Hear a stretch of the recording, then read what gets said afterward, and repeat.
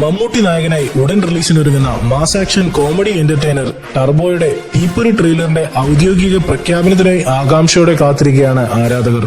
ചിത്രത്തിന്റെ റിലീസിനായി കാത്തിരിക്കുന്ന ആരാധകരുടെ ആവേശം കൂട്ടിക്കൊണ്ട് ജൂൺ 13-ന് റിലീസ് പ്രഖ്യാപിച്ചിരുന്ന ചിത്രം മെയ് 23-ന് എത്തുമെന്ന വാർത്ത കഴിഞ്ഞ ദിവസങ്ങളിൽ ടർബോ ടീം ഒഫീഷ്യലായി പുറത്തുവിട്ടിരുന്നു.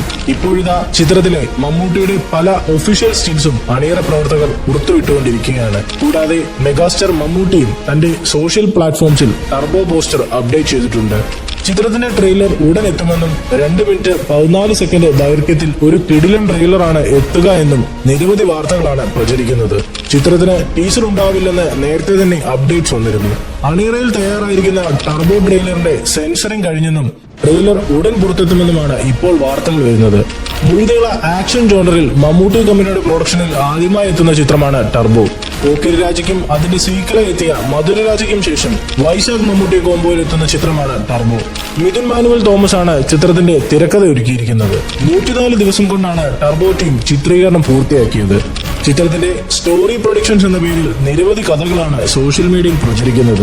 ഇതിനെല്ലാമുള്ള ഒരു ഉത്തരമാവും ഉടൻ പുറത്തിറങ്ങാനിരിക്കുന്ന ട്രെയിലർ എന്ന പ്രതീക്ഷയിലാണ് ആരാധകർ.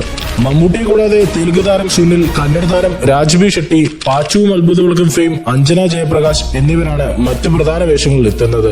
ടർബോ ജ്യൂസിന്റെ ഇടിപ്പുറ കാണാൻ നമുക്കും കാത്തിരിക്കാം. ടർബോയുടെ കൂടുതൽ അപ്ഡേറ്റ്സിനും റിവ്യൂവിനും മറ്റ് സിനിമാ വാർത്തകൾക്കുമായി ഇപ്പോൾ തന്നെ സബ്സ്ക്രൈബ് ചെയ്യൂ.